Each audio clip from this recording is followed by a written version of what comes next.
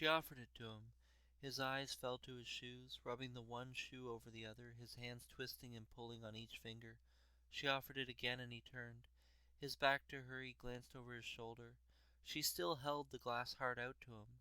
It seemed to pulse in her hands, the red color dancing with different intensity. He looked away and down at his hands. They glistened with sweat. He could feel the drum thumping inside. He turned his body, twisting while his feet remained cemented to the floor. Her back was to him as she placed the glass heart into a metal box. The color was similar to the heart, but it wasn't painted. It was as if the red color was infused into the metal. Ornate patterns danced across its surface as she turned the key. She pulled the key over her head, letting it rest over her chest. Then, without a single look back, she took a single step. He rushed over in front of her, fell to his knees, but she held her head high and stepped around him.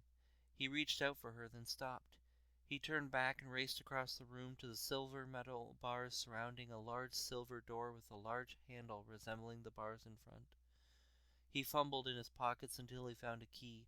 Tossing it in the air, he juggled with it until the movement slowed by gravity, and he held it in his shaky hands. His efforts to slide the jagged metal into the slot were slowed by his hands as they danced around the slot, unwilling to heed his calls to stop and hold still.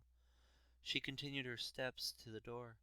Despite all of this, he managed to slide the key into the slot and turn. The lock clicked, and the sound of metal on metal rang out, echoing into the room. He raced over to the large metal door, attempting to type into a keypad with hands that still refused their cooperation. The yellow lights on the keypad turned red. He tried again, and still red. He grasped his wrist with one hand and aimed his index finger at the buttons, slowing down to press each one. The keypad lights glowed green. He raced to the large handle and turned it, spinning it around and around, the sound of the tumblers inside tumbling out of the way.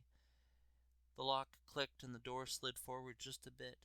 He raced to the door's edge and, pulling, he managed to slide it out of the way just enough to slide into the metallic room. In the middle of the room stood a pillar about the height of his waist. On the pillar sat an old wooden box. The box had turned dark in places. There was no decor, just a simple box. He pulled out his key slowly from his pocket and slid it into the bronze keyhole. Inside the box was another heart. He picked it up and raced past the large silver door, past the large silver bars, through the room, and reached her as she just about reached the door. He lifted his glass heart. Chipped in places and fissures ran across its surface. It pulsed slowly. The color inside was barely recognizable as something alive. He held it out to her, and for a moment it seemed as if she had stopped. But then she lifted her head up higher and walked out of the room. He stood frozen, unable to move. Then his knees seemed unable to hold him. As he fell, the glass heart fell too, slipping from his grasp and hitting the tile floor as pieces scattered about the room. His knees hit the tile too. A single tear began its descent. As the day passed, the light filtering in through the window began to fade. He stayed in place, a tin soldier, a statue. As the light gave way to darkness, the tear froze, unmoving, on his cheek.